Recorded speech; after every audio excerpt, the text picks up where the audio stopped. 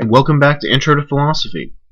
This is the first lecture of Unit 2 of our course, where we begin introducing the first major philosophical questions that we'll be investigating in this class.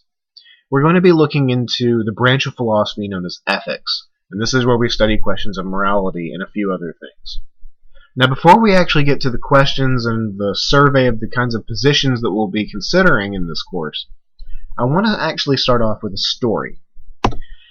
Suppose that you're walking around outside in your hometown, and you discover that they've installed a new public transit system. They've installed a set of trolley cars that are going out and around your hometown. Now, walking around and investigating this new public work, you witness an out-of-control trolley car, an out-of-control above-ground train. And because you're an observant and intelligent individual, you also notice that on the track, in front of this out-of-control machine of death, are 5 people who cannot get out of the way. Perhaps the surroundings are that way, perhaps they're tied to the track, it really doesn't matter that much. But there are 5 people on the track in front of an out-of-control trolley car. And you know for a fact that those 5 people, if nothing changes, are going to die. Because people in high-speed machines generally don't mix too well. Now, because you're an intelligent and observant person, you also notice that next to you, near the track, is a switch. And that if you were to throw this switch, you could divert the trolley car onto a side track. And that this side track goes far away from the 5 people that are stuck there.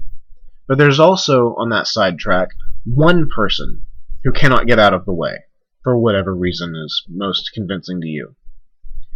So, in effect, while you're walking around outside, you've become faced with a choice. You can either pull the switch and divert the trolley car, or not. If you do nothing, then 5 people will die. If you pull the switch, then you'll divert the trolley car to the side track, killing 1, but sparing the 5. Now, this is a little bit of a moral question. You have some choice that you have to make, and it's going to affect people's lives quite a bit. So, I'm curious. Would you throw the switch? That is, do you think it would be right for you to throw the switch and kill 1 to save 5, or would you not throw the switch? Take a moment and think about how you might respond to this. If you're like the majority of Americans, or even a slight majority of people around the world in every culture, most of you probably said, throw the switch, killing 1 to save 5. Not all people say this, but a vast majority do, at least. And this seems to be in some way a common sense, perfectly logical type of response to give. It's always better to save as many lives as possible. So here, there's sort of an idea, there's a principle guiding that choice. That it's better to kill 1 to save 5 than to let just 5 die. Keep this principle in mind for a minute. Now, those of you who didn't choose this, you probably had some other principle in mind. That it's not okay to kill people, or that this isn't your business, you shouldn't get involved in things like this. And that's fine. But let's not worry about those principles and ideas for a moment. Just keep in mind the idea that in situations like this, most of you have decided that it's better to kill 1 to save 5. Now let's consider a different scenario. Suppose that rather than walking around near the track, you're instead walking over a footbridge, a path that goes over the tracks and overlooks it all. And again, because your local government, like all local governments, is somewhat corrupt and not so great at spending public money, has once again suffered a out-of-control trolley car. And once again, there are 5 people on the tracks about to be killed by said trolley car. Now, unlike in the first situation, there is no spur, there is no side track on which to divert the train. However, you do notice that standing next to you on the footbridge is a very, very fat man. I'm talking like the massive individual who it's a medical miracle that the guy's out and walking. just truly tremendous girth. And because most of you are, probably have some experience with science, that is, you've taken a physics course or a chemistry course, you've had some background in physical sciences, you know that for a fact, an absolutely certain fact, that if you were to push the fat man off of the bridge, for one, that's totally possible because of the way the situation, the balance, and whatnot works. But also that if you were to push the fat man off the bridge, his mass is large enough to stop the trolley car. He's heavy enough to arrest all of its momentum. However, fat men and trolley cars don't mix. So if you push the fat man, he will die for certain, but you will spare the 5 lives because you've stopped the momentum of the trolley car. So once again, you're faced with a choice. Should you push the fat man over, killing 1 to save 5, or should you not, allowing the 5 to die? Again, take a second and actually evaluate your response to this. Think about what you would do in this situation. What should you do? What's the right choice to make? Here, a majority of people also choose not to push the fat man. This is an overwhelming majority, almost universally. There are some people, some rare individuals, who do choose to push the fat man. But it's probably no more than about 5 to 10% of the polled population in these types of situations. Now, this poses a bit of an interesting conundrum. What happened to the principle that we were looking at just a moment ago? In the previous situation, the one with the spur, which we'll just call the spur scenario, in spur, there was an agreement by a majority of people, probably including yourselves, that it's better to kill 1 to save 5. But in this situation, the fat man scenario, that principle doesn't seem to hold. It seems to be wrong, for some reason, to kill the fat man. There's something that seems just wrong to our sensibilities and our intuitions, that we should put our hands on another human being and condemn him to death. Now, this intuition doesn't go away, I imagine, if we were to say change the scenario slightly to where the trap man fell through a trap door after you pulled a switch, or some other type adjustment. No matter how we spin it, it seems wrong to push the fat man into the way of the trolley car, at least for a majority of people. And if you're not feeling this intuition yet, if you're one of the more rare individuals, let's consider a third scenario. Now, there's no illustration for this because I can't find one involving a murderous doctor, so you're going to have to survive with this image of Vault Boy instead. Now, suppose that you're a doctor, a highly educated and respected medical professional. And into your operating room come 5 patients. There's been a horrible trolley car accident. And each of these 5 patients is in critical condition. Each one desperately needs an organ transplant. One of them needs a heart, one a set of lungs, one a kidney, one a liver, and one, let's say, needs a pancreas. So they all need some vital organ transplant, and they all need a different organ. If they do not receive this organ overnight, they will die. You know this for certain as a medical professional. Now, we're all familiar with the difficulties of getting an organ transplant. The lists are long and the wait is difficult, and patients who need the most care often don't receive it. However, you also know that in the next room over, there's a healthy man who came in for a checkup. And in fact, he's so comfortable and healthy that he's even taking a nap in the next room over. Now again, you're faced with a choice. You realize that you could go into that next room over, kill the man, harvest his organs, and use those to save the 5 lives of the people in the trolley accident. So, take a second to ask yourself, should you kill the man and take his organs? Again, a vast, overwhelming majority of people, even larger than in the previous situations, say that it's wrong to kill the man and save the 5 lives. Now, again, this should be starting to come clear to you that there's something wrong with our principle here. What happened to the idea that it's best to kill 1 to save 5? You see, we're facing a slight inconsistency. In one situation, it seems overwhelmingly obvious to most people that you should throw the switch, that you should kill 1 to save 5. But in these other 2 scenarios, it seems wrong to kill 1 to save 5. The circumstances are different, sure, but what happened to the principle? What happened to the idea that's supposed to be guiding our actions? So there's something weird going on here. And so you might be asking yourself briefly, after feeling this weirdness, what's the point of talking about all this, these weird, hypothetical, imaginary situations?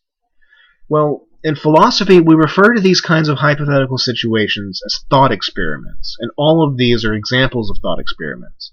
A thought experiment is an imaginary or hypothetical scenario that illustrates a point, or it provokes a particular intuition or demonstrates a problem. They're sometimes called intuition pumps, because they're meant to get your intuitions pumping in a certain way. They're meant to make you experience a certain kind of seeming or hunch or like gut feeling kind of thing. And trolley problems, like the ones we just discussed, are meant to demonstrate many different things in philosophy. People use them to discuss all kinds of ethical problems.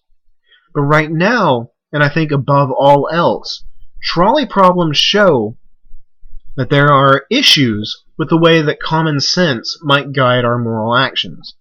That there are problems, no matter how obvious morality might seem, with how we think about it. That there are real puzzles that we still need to work out and that deserve systematic attention. And these aren't just purely hypothetical scenarios. There have actually been real-life situations that echo the circumstances of a trolley problem. Back in World War II, for example, during the Battle of Britain, in which the United Kingdom was being bombed by Germany, by air raids and the like. Now, during the Battle of Britain, London was under heavy bombardment, and a lot of people were getting hurt. But it became apparent to Winston Churchill and his advisors, in evaluating the situation and how best to protect the population, that the German rockets were actually veering off course slightly, and that they did so regularly. It was because of an engineering flaw, a flaw in the design of the rockets. The V-2 just wasn't a perfect bombing mechanism. So, they also realized that through their intelligence networks, they had the opportunity to feed the Germans false information about where the rockets were landing. Remember, this is back before the days of satellite imagery or anything like that. So the Germans were having to work with British reports and their network of spies to identify where the rockets and bombs were landing. Now, Churchill and his advisors figured out that if they fed the Germans false information, they could actually take advantage of this constant course malfunction and cause them to adjust their bombs in the wrong direction. They could adjust where the rockets were landing to the south side of London, which was much, much less densely populated than the majority area of the city. Now, if they did that, because the bombs were veering north, then they were going to be putting people who had previously been safe in danger. And some of these people were certain to die, because the bombs were actually terribly effective at what they did. So, they faced a choice. Do they put a small number of people in new danger, killing some of those few, in order to save the lives of the many? That is, in order to protect the majority of the city of London. Now, in the end, after much controversy and debate, and nobody was happy about this, they ended up deciding to feed the false information to the Germans. So, they ended up deciding that in this case it was right, it was morally right, to kill some to save many. Another situation which perhaps more accurately reflects our small numbers situations occurred at the end of the 19th century. There was a famous account of a shipwreck. You can actually Google and find the news reports and discussions about this situation. There was another British story of a shipwreck in which the captain and a few other survivors decided after a long time awash at sea in a lifeboat to kill and eat the sickly cabin boy so that the larger majority of the people, I think it was some 4 or 5 people, so that they could survive and live to be rescued. And they were. And once they were rescued, they were put on trial. And while they were convicted of their crimes, their punishment was largely waived because of the understandability of the situation. Now, the point of telling you this is not so that you memorize some obscure history and trivia facts, but it's actually to point out that puzzles like the trolley cases, problems of having to decide between harming few in order to save the many or not, actually really happen. They're not just imaginary situations that come with cartoons. There are real puzzles of morality that hopefully you've seen that common sense leads to inconsistent results. We can't rely on common sense or the way that we conventionally think about morality to guide us in these situations. Thus, there's a branch of philosophy that tries to address these, because these are fundamental questions about the activity of human beings. How should I act? Therefore, the branch of philosophy that addresses all these we call ethics, or moral philosophy. And this is what we're going to be talking about for the next couple weeks. Now, just as a side note, ethics and morals, contrary to what some of you think, are actually the exact same thing. They come from Latin and Greek versions of the same word, from the Greek ethos and the Latin mores, both meaning character or habits. So technically, ethics and morals are the exact same thing. And throughout these lectures and throughout our readings, the terms will be used interchangeably. When we're talking about the field of study that is the branch of philosophy, we'll refer to it as either ethics or moral philosophy. Now, again, ethics is one of the branches we looked at. You might recall this diagram from the first couple of lectures. But ethics is going to be one of the major branches that we study. Now, ethics as a branch studies questions about how we should act and how we should live. And by nature, it's fundamentally normative. Now, by normative, I mean that ethics is all about the norms and the standards, the rules, the ideals, the kinds of things that guide human activity. So when we talk about ethics and morality in here, we're not talking about how people actually act or how they think about things. So when we talk about what's right to do in a trolley car situation, for example, we're not going to be focusing on how most people would actually act. I know I use those types of figures to help illustrate a point, but that's not going to be the kind of questions and things that we'll be focusing on. Instead, we're going to be focusing on how people should act. Was it right? Was it correct for people to do such a thing in certain situations? And this is kind of reflected in the kinds of questions that ethics goes into. Ethics as a branch largely focuses on a couple of big questions. Some of these questions are about the good life, that is, how should I live? What's the best kind of life for a human being? What kind of person should I be? And it also focuses on questions of right action, the kind of thing focused on by the trolley problems. What's the right thing to do? What should I do in X situation? Now, while these are the big focuses of ethics, this isn't going to be quite our questions or focus. Instead, we're going to be talking more in general just about moral norms and standards as a whole. Now, when I talk about moral norms and standards, I'm not talking about social standards, things like etiquette or laws and the rest. Instead, we're talking about things that are particularly moral. So we're not going to go into discussions of politics or what's polite, but instead we're going to be talking about what's right and wrong. And as I stressed before, we're also not going to focus on what people think morality is, but what morality actually is. Because supposedly there should be some fact of the matter about whether it's right or wrong to do something. So when we talk about morality, when we talk about standards, again, I want to stress, because this is one of the biggest mistakes that people make about ethics, is that we're not talking about, say, what people think it is versus what would be nice or what would be ideal for people to believe, but instead we're actually talking about the fact of the matter of how people should act. What are the standards that should be governing our activity? Now, the biggest question we're going to be focusing on in our discussion about moral norms is morality objective or relative?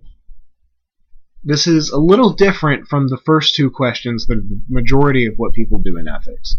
Instead, this is what's sometimes referred to as meta-ethics. It's a question that's fundamental even to the study of all ethics.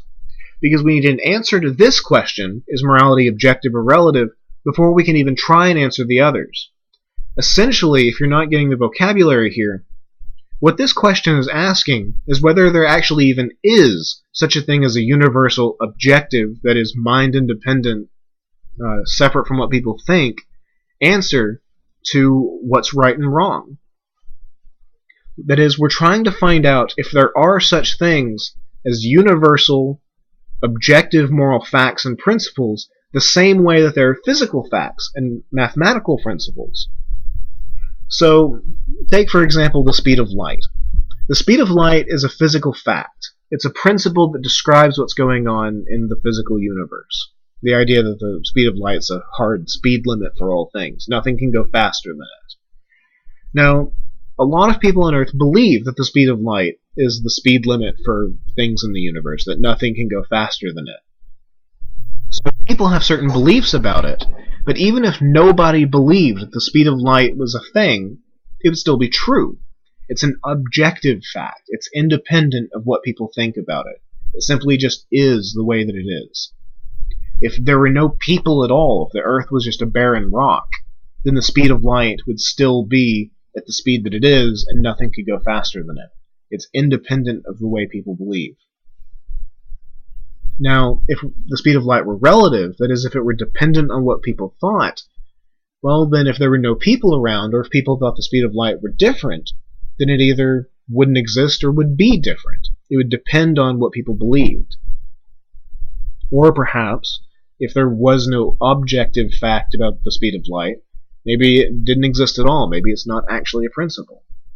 And this sort of gives an outline of how we're going to be approaching this question. See, there are a few possible answers, again hinted at by what I was just talking about, to our question of whether morality is objective. The most straightforward of these we can call moral objectivism. And this is, if you didn't guess from the name, the idea that morality is objective the same way that, say, math or physics is. That no matter what people think, that regardless of what they believe, things just are a certain way. Even if nobody believed that 2 plus 2 equals 4, it does. And some people think that this is true of morality as well. That regardless of what people believe, say, for example, killing somebody is wrong. Even if nobody believed it, it would be true. It would be wrong for you to kill somebody that was, say, innocent. Now, this is opposed by views that we can call moral skepticism and moral relativism. Moral skepticism is the view that there are no moral facts at all, or at least not any that we could know. There's a couple of fine-tuned varieties, but we're not even going to worry about those in this class. So if you take our killing people example, a moral skeptic would say that it's false that killing someone is wrong. Some people believe that it is, and these people probably act on that belief, but there is no real fact of the matter. There's no way that the universe is that says that it's wrong to kill somebody. Moral relativism, by contrast, argues that there are moral facts, but that they're not universal, and instead they depend on what people think. So say if it's wrong to kill somebody, it's wrong because people believe it in a certain way. So if we were to go back to our trolley car example to help illustrate the differences between these, suppose that it actually is right, or suppose that, let's consider moral objectivism, I guess, to be more clear. Under moral objectivism, there is a right and wrong answer to whether to pull the switch or not. Just like there is a fact of the matter, a law of the universe, that says that the speed of light is equal to c, and equal to numbers I don't want to rattle off right now, and most people probably don't care. But just like there's a fact of the universe that the speed of light is equal to c, then it's right to, say, pull the switch and spare the 5 lives, or it was wrong to pull the switch. Under moral skepticism, there is no fact of the matter. It's neither right nor wrong. People just believe it believe that throwing the switch is right or wrong. And under moral relativism, then it might be right or wrong to pull the switch, but whether it's right or wrong purely depends on what people think about it. Now, it might be dependent on culture, it might be dependent on individual beliefs, but it's dependent on what people think and believe rather than being a fact of the universe. Now, moral relativism in particular, I think, deserves a little more attention when we're talking about possible positions. You see, moral relativism comes in a couple of main flavors or varieties. There are subjectivists who argue that moral facts and moral rules and standards are relative to what individual people believe. That is, what's right and wrong is different from person to person. So, what's right, say, pulling the switch, or, say, what's wrong, like killing someone, is wrong because you believe that it's wrong. That is, it's wrong for you because you believe it that way. Now, this is opposed by conventionalists, who argue that moral facts depend on the culture and beliefs that you come from. What's moral is different from culture to culture on this position, but it's the same within that culture. So, in our trolley car example, you might say that in the United States or in American culture, it would be right to throw the switch and kill the one to save five. Let's say if you came from a super pacifistic country that never believed in killing anyone for any reason at all, it would be wrong for those people or in that culture to throw the switch. And so their trolley car accident, death tolls are much higher. Now again, we're not just focusing on what people think is the case with morality, even when we're talking about relativism. You see, that's the sort of thing that sociologists and anthropologists do. They seek to describe what people believe about morality. But instead, our focus is going to be on what's actually right and wrong. And on moral relativism, there is a fact about what's actually right and wrong. It just depends on what people believe. That is, we're not going to be studying what people believe, but rather studying the standards that depend on what people believe. And subjectivism is the same. It still thinks that there is a fact of the matter as to whether some things are right or wrong. It just depends on the person rather than depending on what the culture thinks. Now, all of these positions, moral objectivism, relativism, and skepticism, have some major strengths and weaknesses. If you're anything like past students, then chances are most of you endorse either relativism or skepticism. Now, a majority of people in the world believe that objectivism is true, but a majority of college students, for whatever reason, believe in relativism or skepticism. Now, no matter which of these positions you take, I want you to remember that there are actually serious costs and benefits, intellectual ones, that is, things that are worth believing and not worth believing, attached with all of them. And our readings for this next unit are going to discuss all of these positions and give reasons for and against them. So, for example, if you looked at the syllabus already, our author Benedict is going to argue for a version of relativism, while James Rachels is going to argue that morality is objective, that there are actually universal truths about morality. So, in other words, no matter what you believe already, you're going to be faced with some positions and arguments that describe things that you don't agree with, that you probably think are wrong, that are false, they're mistaken. And so I want you to remember your steps on how to read philosophy and to approach these things with an open mind. Remember that objectivism is a very well thought out and accepted theory today, and so isn't quite so old-fashioned. But similarly, there are actually good reasons besides just culture and media for believing in relativism as well. So I want you to go ahead and approach these with an open mind and actually be willing to let yourself be convinced one way or another, even if it's against what you already believe right now.